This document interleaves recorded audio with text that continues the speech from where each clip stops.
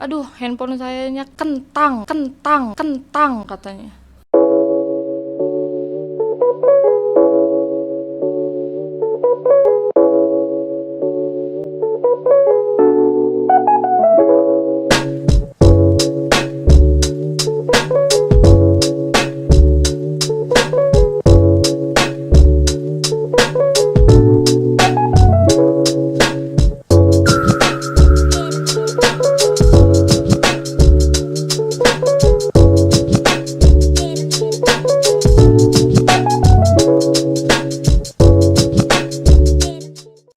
Assalamualaikum warahmatullahi wabarakatuh. Hai teman Waca, salam literasi. Kali ini Perpustakaan Waca SMA Negeri 1 Astana Japura di Studio 97 SMAN Negeri 1 Astana Japura. Nah, kali ini saya Iis Istiqomah sebagai tenaga perpustakaan di SMA Negeri Astana Japura. Kita ngobrol-ngobrol santai aja. Kita membahas tentang tema problematika remaja di SMA atau di anak-anak SMA. Nah, program perpustakaan Waca salah satunya yaitu adanya kerjasama dengan dosen-dosen, bahkan narasumber-narasumber yang keren-keren, yang kece-kece dari BKI. BKI itu Bimbingan Konseling Islam dari IAIN Syekh Nurjati Cirebon. Jadi tidak kaleng-kaleng kita mendatangkan langsung psikolog-psikolog, dosen-dosen yang keren banget untuk membahas tentang permasalahan-permasalahan yang terjadi di remaja. Permasalahan-permasalahan atau kegalauan anak-anak SMA, teman remaja-remaja, kita akan bahas nih sekarang. Dengan perpustakaan mendatangkan dosen bimbingan konseling dari IAIN, yaitu Dr. Jaja Suteja. Gimana Pak? Apa kabarnya Pak? Alhamdulillah, kabarnya baik, sehat. Oke. IAIN sekarang maju ya Pak ya? Alhamdulillah, sekarang mau alih status lagi menjadi universitas. Mantap banget. Pak, kita membahas tentang tema problematika siswa SMA Pak. Betul ya. Waduh, banyak sekali masalah-masalah yang timbul remaja-remaja zaman sekarang. Iya. Semangatnya bukan permasalahan saja, tetapi semangatnya, terus motivasinya. Apalagi sekarang ada permasalahan dengan COVID ini ya Pak, terutama itu semangat belajar, semangat untuk berinovasi itu sangat sedikit menurun gitu ya Pak ya. Betul ya. Iya Pak. Problematika permasalahan-permasalahan anak-anak remaja biasanya itu yang dirasakan oleh remaja apa saja ya Pak ya? Ya, terima kasih ya. Saya ucapkan apresiasi terlebih dahulu terhadap Perpustakaan Waca SMA Negeri 1 Astana Japura yang telah mengundang kami dosen-dosen jurusan BKI untuk bisa bergabung di podcast Studio 97 ya. Dan mudah-mudahan kerjasama ini terus berlanjut. Amin. Ya, tidak hanya 1 tahun ini ya, insya Allah selama 1 tahun ke depan dosen-dosen kami di jurusan BKI ada dosen-dosen yang memang dia praktisi psikolog juga, konselor juga, dan akademisi akan menyampaikan materi-materi terkait dengan masalah-masalah anak-anak siswa ya, terutama di tingkat SMA, baik itu masalah-masalah sosialnya, masalah-masalah psikologisnya maupun yang lainnya. Adapun pada kesempatan hari ini mungkin kita akan hanya banyak fokus di masalah akademis dan masalah psikologis saja. Baik. Karena waktu ya. Iya. Oke, baik, tema yang sangat menyenangkan sekali. Jadi yuk teman Waca, kita simak, kita tonton, dan jangan lupa like, subscribe. Oke? Nah, Pak, problematika anak remaja di SMA sekarang itu banyaknya mengenai apa biasanya Pak? Ya, sejak COVID ini sebetulnya lebih banyak kepada masalah akademis ya yang pertama, lalu yang kedua masalah psikologis itu. Terkait dengan masalah akademis ini berkaitan dengan kesulitan dalam belajar ya. Jadi salah satu problematika yang umum dari mulai anak sekolah tingkat dasar sampai menengah atas terutama, kesulitan yang paling sangat dirasakan oleh siswa maupun oleh orang tua itu terkait dengan kesulitan belajar. Karena tidak semua siswa itu bisa mengakses internet ya, atau betul. dengan pembelajaran daring, Betul, sehingga itu menjadi kendala yang terbesar ketika siswa belajar daring atau online. Betul Pak, ya. itu banyak sekali alasannya. Iya. Nggak ada kuotanya Bu, gitu Iya. ya Pak ya. Dan lain-lain. Atau, aduh handphone sayanya kentang katanya. Apa itu kentang? Iya. Ya mau lanjut Pak. Iya. Jadi itu menjadi kendala karena tidak semua siswa itu punya handphone yang bisa terhubung setiap Betul, waktu, setiap betul, saat dengan betul. jaringan internet ya, Betul, terutama. Itu yang menjadi kendala, sehingga pihak sekolah pun dalam hal ini guru tidak bisa memaksakan siswa untuk mengikuti sesuai dengan katakan buku ataupun kurikulum yang sudah ditentukan ketika ada siswa yang tidak bisa ikut bergabung karena dengan Iya. alasan dan pertimbangan tadi. Betul. Ya. Nah, karena melihat kendala ini maka efeknya pun terkait dengan motivasi dan prestasi tentunya. Betul. Sangat menurun ya Pak. Betul, ya. Jadi banyak siswa yang tidak termotivasi, bahkan sudah merasa tidak nyaman, tidak betah belajar dengan model seperti itu. Betul. Jadi mereka lebih nyaman untuk main, Iya. mungkin nongkrong-nongkrong dan lain sebagainya dengan teman-teman sepergaulannya. Itu seperti itu. Iya, untuk menyikapi hal-hal seperti itulah Pak. Betul. Ya, kita sebagai guru atau sebagai orang tua miris, iya miris. Tetapi memang teknologi harus kita harus mengikuti gitu ya Pak ya. Iya, betul. Di sisi lain itu, di sisi lain efeknya pun ada juga gitu yang mungkin negatifnya gitu ya Betul. Pak ya, entah dari kesehatannya atau apapun apa. Tapi memang kebanyakan memang problematikanya ya itu Pak untuk belajar anak-anak SMA, apalagi anak-anak yuk teman-teman Waca yang ngerasa permasalahan ini dirasakan sama gitu ya. Aduh, handphonenya kentang, aduh memorinya penuh Pak, maaf ya Pak tidak mengerjakan tugas gitu loh Pak. Nah Iya. itu berarti terkait dengan motivasi ya Pak ya, Betul, ya. hubungannya. Iya. Bukan hanya handphone ya atau teknologi itu, tetapi harus ada motivasi yang ada di diri siswa tersebut gitu ya Betul, Pak ya. iya. Oke.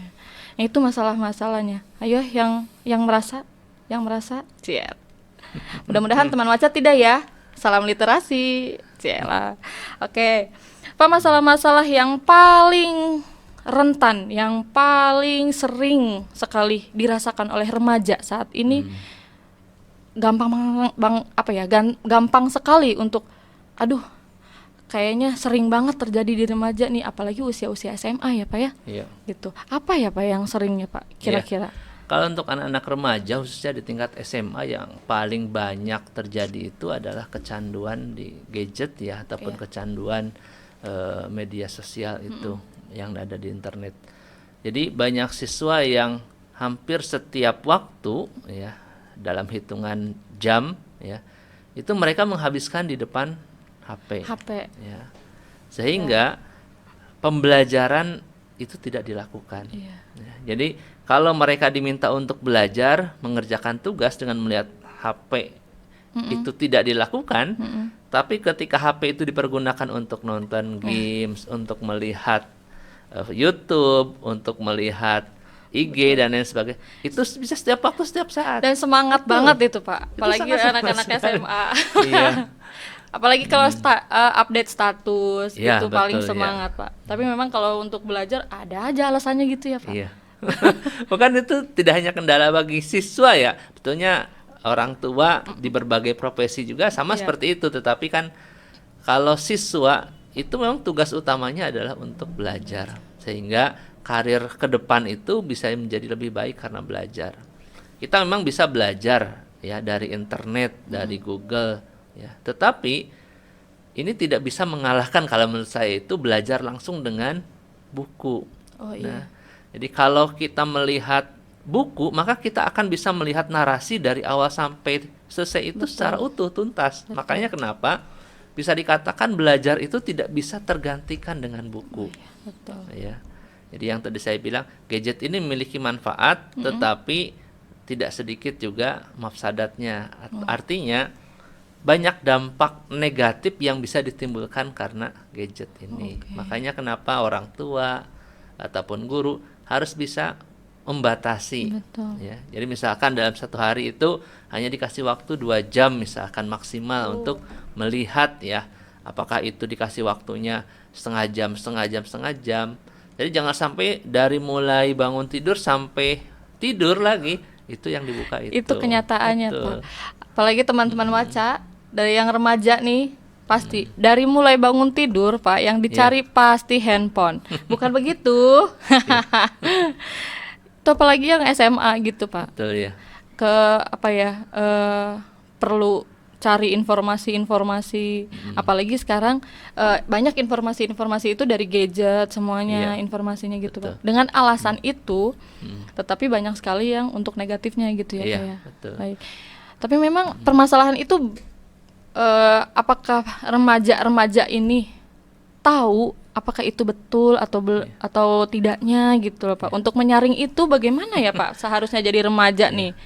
Sebetulnya remaja, orang tua, bahkan guru itu menyadari bahwa itu adalah menjadi kendala dan kelemahan ya. Jadi salah satu problematika itu adalah itu. Tetapi kalau seandainya itu menjadi sebuah kesenangan yang secara terus-menerus sampai kecanduan ya, maka itu akan berdampak negatif lebih besar. Beda dengan kalau kita HP dipakai untuk membuat tugas, untuk mencari informasi, menambah wawasan, itu silakan saja. Ya. Tetapi kalau sampai tingkat kecanduan, setiap waktu, setiap saat dia pakai itu, ternyata itu dampak buruknya luar biasa. Bahkan menurut hasil riset ya tahun kemarin itu, ternyata anak-anak tingkat dasar saja itu sudah banyak yang menggunakan kacamata karena seringnya melihat gadget. Apalagi di tingkat SMA itu jauh lebih banyak lagi gitu. Betul. Iya. Jadi kayaknya kita harus bisa memilih-milih nih, Pak, Iya. dan menentukan waktu. Betul, Waktu di mana yang pas untuk memegang handphone dari jam berapa sampai jam berapa gitu ya, Pak. Jadi ada ya. waktu istirahatnya mungkin ya, Pak ya. Iya, ada waktu istirahatnya. Oke. Pak, itu yang dampak seperti itu bisa berulang-ulang sampai mereka-mereka itu besar atau bisa di stop harusnya gini. Sebelum mereka kecanduan itu sebetulnya kan bisa kita batasi ya, kalau orang tua sampai anak itu katakan usia SD itu masih kita bisa batasi sesuai dengan katakan komitmen yang dibangun oleh orang tua kepada anak. Misalkan kamu boleh pegang HP, buka YouTube hanya 10 menit misalkan, buka TikTok hanya 10 menit. Setelah itu sudah ya. Kayaknya anak SD masih bisa ya, Pak. Karena anak SMA itu perlu pendekatan secara personal. Makanya kenapa di situ perlu dibangun komitmen antara orang tua dengan anak. Betul. Ketika anak diberikan HP atau dibelikan HP, harus ada komitmen. HP ini akan dipergunakan untuk apa saja. Dan ada larangan-larangan yang memang tidak boleh dilihat ataupun dibuka oleh anak.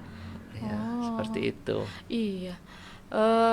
Pak, di sisi lain kita selalu menyalahkan remajanya atau anak-anak nih gitu. Di sisi lain nih kayaknya anaknya nih begini, anaknya begini, makanya nih begini. Padahal itu ada sisi kesalahan dari orang tua. Betul, ya Pak ya, atau lingkungannya seperti itu. Tetapi selalu disalahkan menjadi anak remaja gitu. Iya. Kadang-kadang remaja suka terutama siswa sih yang pernah cerita, selalu yang disalahkan saya, Bu, gitu. Selalu yang disalahkan saya. Dan dengan seperti itu berarti harus ada kolaborasi antara orang tua, lingkungan dengan si anak kan. Betul, ya, ya. gitu. Nah, kalau anak SD, TK atau SD masih bisa lah ini, Pak. Nah, SMA nih, Pak, pendekatan yang lebih spesifiknya seperti apa nih, Pak? Ya. Nah, untuk pendekatan secara khusus untuk anak-anak SMA itu kan kita tidak bisa posisi kita sebagai seorang raja yang harus menekan, harus saklek. Makanya kenapa pendekatan yang harus dilakukan itu adalah pendekatan komunikasi dan dari hati. Misalkan bagaimana orang tua dan guru itu bisa bersikap empati ya, merasakan apa yang dirasakan oleh anak di usia SMA. Jadi kalau anak di usia SMA memang betul-betul butuh handphone, butuh yang lain, ya kan bisa dikomunikasikan, ya, dikomunikasikan bahwa kita juga menyadari oh ya emang itu adalah kebutuhannya. Nah, Di samping itu, anak di usia SMA itu membutuhkan rasa aman dan merasa bahwa dirinya itu dipedulikan atau dicintai. Betul ya. Kalau seandainya dia merasa diabaikan, merasa dirinya itu sudah tidak lagi dihargai, maka setiap apa yang dilakukan oleh anaknya, termasuk kesalahan itu, maka dia akan dimarahin, dibentak, bahkan mungkin selalu dianggap salah lah, intinya seperti Iya, itu. itu, Pak. Ya. Iya. Makanya kenapa setiap anak melakukan kesalahan harusnya tidak langsung dijustifikasi, ya, baik oleh orang tua maupun oleh guru. Iya. Ya. Kadang ada anak, kamu nih harus gini, kamu harus begini, kamu harus begitu. Padahal kita yang sebagai orang tuanya kadang-kadang suka lupa, Pak. Betul, Gitu. betul. Kadang suka lupa. Iya. Oh, anak-anak tersebut terbentuk Iya, karena betul. siapa gitunya, Pak. Kadang-kadang Bahkan suka lupa. dari kata-kata sendiri pun kan ada kata-kata yang memang betul-betul menyenangkan, ya, ada kata-kata yang tidak, ketika bilang kamu tuh harusnya gini, kamu tuh seperti itu, atau kata-kata makanya itu Ya, ada itu. kata-kata yang tidak nyaman bagi Tapi, anak Mas, itu. Tapi itu kan sering sekali, Pak, yang terjadi. kadang orang tua ataupun guru tidak sadar Iya, gitu. tidak sadar. Iya, Gitu, Pak. Karena memang mungkin terlalu emosi atau apa gitu ya, Pak ya. betul seperti Dan itu. memang berarti harus ada kolaborasi yang pas nih ya, Pak ya, Iya. antara Jadi intinya anak sama-sama belajar, guru, orang tua juga sama-sama belajar. betul. Ya, tidak boleh orang tua itu membandingkan antara anak yang satu dengan anak yang lain, membandingkan dirinya waktu dulu sekolah dengan anak zaman sekarang, itu tidak bisa. Iya ya, Pak ya. Ya, kadang kan guru juga, bapak itu dulu kalau sekolah itu seperti ini, nah, kamu harusnya seperti itu, tidak bisa, itu Iya. karena beda masanya. Iya ya, Pak, tapi kadang-kadang suka lupa, emang benar-benar, Pak, Iya. suka lupa gitu. Jadi kayaknya merasa orang tua apa ya? Saya tua, jadi saya selalu benar begitu. Iya. Saya selalu benar. Kamu anak muda nih, gitu. Gitu, harus begini, harus begini, begitu. Oke, Iya. baik. Berarti memang harus ada kolaborasi antara orang tua, lingkungan, dan dirinya ya, Pak ya. Maksudnya Betul, anak ya, tersebut, anak tersebut, tersebut. Baik, Pak. Nah, tadi sebagai orang tua juga sudah diiniin, Pak, kalau dari sisi sekolah nih, Pak. Dari sisi sekolah. Kadang-kadang anak bolos gitu ya, Pak ya. Anak tidak mengerjakan tugas begitu. Iya. Kadang-kadang memang kita kadang sebagai guru menanyakan ke anak tersebut, iya kenapa, alasannya. Nah, kadang-kadang ada siswa atau pelajar-pelajar yang asal ngomong, Iya. asal ada alasan gitu loh, Pak. Padahal itu belum tentu benar gitu. Iya. Itu biasa kenakalan-kenakalan remaja yang saat Iya. ini nih, Pak, banyak Betul. alasan. Apalagi Iya. anak-anak SMA gitu ada banyak alasannya. Tetapi untuk menyikapi hal seperti itu, sekolah harus bagaimana nih, Pak, untuk meminimalisir siswa-siswa yang seperti ini nih, Pak? Iya. Sebetulnya dari sudut pandang sekolah-sekolah itu kan punya aturan, ya, punya ketentuan. Bahkan di awal masuk mungkin ada komitmen antara sekolah dengan siswa, antara sekolah dengan orang tua. Nah, aturan-aturan itu tetap harus bisa dilaksanakan. Tetapi pola pendekatan ketika melaksanakan aturan itulah yang perlu diperhatikan. Artinya, siswa itu lebih senang ketika diberikan nasihat, ya, dibimbing, diarahkan dibandingkan dengan diberikan hukuman atau punishment. Iya. Jadi ketika guru ada siswa yang tidak mengerjakan tugas, kemudian siswa itu langsung disuruh keliling lapangan, disuruh membersihkan toilet, itu pasti siswa itu tidak merasa nyaman, bukan malah mau mengerjakan tugas, ya. Makanya kenapa tadi ketika disampaikan, ketika ditanya kenapa tidak mengerjakan tugas, alasannya apa? Jangan-jangan tidak paham, jangan-jangan betul-betul di rumahnya mengerjakan pekerjaan orang tuanya, karena kan ada siswa juga yang sambil berdagang membantu orang tuanya dan lain sebagainya. Nah, hal-hal itu juga harus diperhatikan oleh Bapak dan Ibu guru. Ya. Jadi intinya pendekatan hati nurani dalam hal ini, kalau dalam belajar itu dalam rangka memanusiakan manusia itu yang harus jauh lebih diutamakan dibandingkan dengan kita terlalu saklek memberikan punishment atau hukuman kepada siswa yang bolos, siswa yang tidak mengerjakan tugas, karena bisa jadi itu kesalahan yang dilakukan oleh gurunya juga. Gitu. Gurunya tidak luwes, gurunya terlalu kaku, gurunya terlalu tegang, atau gurunya hanya merasa pintar sendiri Nah, gitu. seperti itu. Memang berarti sekolah, orang tua, lingkungan itu sangat berpengaruh Betul, terhadap harus, kepribadian iya. remaja nih ya Iya. Pak ya, terutama ya Iya. Pak ya. Nah, sekarang kan booming sekali Pak ketika saya buka Google nih Pak ya. Kenakalan remaja gitu. Itu keluarnya banyak Banyak banget sekali Pak. ya. Banyak sekali kenakalan segala macam lah Pak lah. Iya. Sampai ke kalau zaman dulu itu dilakukannya hanya orang dewasa yang melakukan hal tersebut. Tapi sekarang banyak sekali Iya. remaja-remaja yang sudah melakukan hal-hal yang dilakukan Iya. orang-orang dewasa gitu Pak. Betul, iya. Bagaimana Pak menyikapinya Pak ya? Ya, sebetulnya kan ada pelanggaran ringan, ada pelanggaran berat untuk anak sekolah, bahkan ada pelanggaran sangat berat sekali ya. Bahkan ada yang sampai kepada tingkat kejahatan ya. Kalau tawuran, pembunuhan, perampokan itu kan sudah sampai tingkat kejahatan. Nah, ketika ada siswa yang sudah melakukan tingkat pelanggarannya berat ya, misalkan contoh siswa sekarang itu kan salah satu masalahnya yaitu cinta ya, percintaan, Wow, pacaran dan juga cinta-cinta. seksualitas ya. Salah satu permasalahannya itu. Oleh karena itu ya, kalau menurut pandangan saya, di samping ya kalau orang tua tahu ya, terus kemudian sekolah juga mengetahui, maka memang perlu ada komunikasi dan beberapa pendekatan. Nah, salah satu pendekatan yang paling tepat itu adalah dengan pendekatan agama dan pendekatan psikologis. Betul. Ya. Pendekatan agama itu seperti apa? Anak sejak kecil itu sudah mulai diperkenalkan dengan agama, dasar-dasar agamanya, di situ akidahnya, ibadahnya, karena itu akan berpengaruh positif untuk masa depannya. Sehingga ini bisa mencegah ya, bisa mencegah dari hal-hal yang katakan seharusnya tidak dilakukan oleh seorang siswa. Ya. Kan kalau siswa itu berpacaran, Islam itu tidak pernah mengenal pacaran kan, itu tidak boleh pacaran. Tetapi dari aspek psikologis, siswa ketika dia sudah balik, sudah remaja, itu ada rasa cinta, ada rasa suka. Ya. Makanya kenapa pacaran itu dibolehkan karena wajar ya, tetapi perlu batasan-batasan atau filter-filter yang jelas. Hanya mengenal saja ya Pak Betul. ya. Misalkan Proses pacarannya itu, pengenalan. kalau pacaran itu ya harus katakan sehat ya. Sehat fisiknya, sehat psikisnya.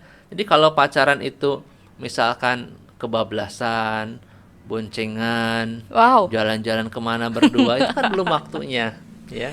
Betul. Karena pacaran zaman sekarang itu beda dengan dulu. Kalau dulu itu cukup dengan menggunakan surat-suratan, jarang ketemu. Nah, sekarang itu kan berbeda. Tapi lebih so sweet ya Pak. Betul. Padahal zaman dulu. Iya. Kalau sekarang tuh gitu ya. Kayak teman Waca yang merasa remaja nih. Didengarkan tadi Bapak, diresapi gitu. Bagaimana ya Pak rasa menumbuhkan kepribadian remaja ini? Oh, ternyata remaja itu banyak inovasinya ternyata ya Pak. Di sisi lain ada kenakalan remaja, Iya. tetapi di sisi lain pasti ada inovasinya Iya, nih. betul. Semangatnya nih ya Pak ya. Bagaimana cara menimbulkan atau meningkatkan inovasi, prestasi-prestasi gitu ya Pak yang ada di remaja ini, yang Iya. nyatanya ada di diri remaja, tetapi sepertinya ragu gitu. Iya. Saya punya nggak sih kecerdasan tersebut? Saya mampu nggak sih gitu ya Pak ya? Iya. Nah, bagaimana tuh Pak meningkatkan rasa itu terhadap remaja nih? Iya. Jadi kalau kita berbicara remaja, yang tadi saya bilang itu kan problematika atau masalah, ternyata remaja itu tidak hanya masalah dan problematika Betul, saja, Pak. tapi juga banyak remaja yang berprestasi. Betul. Ya, yang berinovasi, yang punya semangat tinggi, itu sangat banyak sekali. Nah, ini dilatar belakangi kan oleh faktor internal dan juga faktor eksternal. Betul. Faktor internalnya itu pribadinya. Jadi siswa yang semangat, siswa yang rajin, itu akan berbeda sekali dengan siswa yang malas, siswa yang suka bolos. Termasuk juga dukungan dari orang tua dan guru. Ini sangat penting sekali. Jadi faktor eksternal juga sangat penting. Ketika menginginkan orang tua menginginkan anak yang pandai, maka orang tua juga memfasilitasi semua kebutuhan-kebutuhan yang bisa menunjang anak itu menjadi pandai. Karena masing-masing anak itu kan punya kelebihan yang berbeda-beda. Nah, Begitu pula dengan sekolah. Sekolah itu tidak hanya memandang kecerdasan siswa, itu hanya kecerdasan yang sifatnya kognitif ansih ya, atau kecerdasan akal yang Betul. berakhir dengan angka kan gitu Iya, harusnya. Pak. Jadi guru juga harus memperhatikan skill-skill yang lain yang dimiliki oleh siswa. Karena Iya. kan ada kecerdasan musik, ada kecerdasan Betul. di bidang psikomotorik. Betul. Nah, itu juga harus diperhatikan. Kejutan-kejutan juga banyaknya di Betul. remaja nih ya Pak ya, Iya, kejutan-kejutan inovasi ya. Iya. Baiklah teman Waca, pertanyaan-pertanyaan atau problematika yang ada di remaja atau yang sering sekali terjadi di kalangan remaja sudah kita bahas. Pak, barangkali kesimpulannya apa nih Pak Iya. dari pembicaraan kita nih Pak? Baik, ya kesimpulan atau inti dari tema kita pada kesempatan hari ini, pada intinya ketika masalah remaja yang tadi disebutkan banyak sekali, ini tentunya butuh solusi ya. Solusinya itu adalah solusi secara bersama-sama. Baik. Ya. Jadi kita tidak bisa menganggap apa yang dilakukan oleh remaja itu salah. Dan terus salah. Iya. Oleh karena itu perlu ada solusi. Nah, solusinya perlu dukungan dari orang tua sebagai orang terdekatnya, perlu juga dukungan dari sekolah.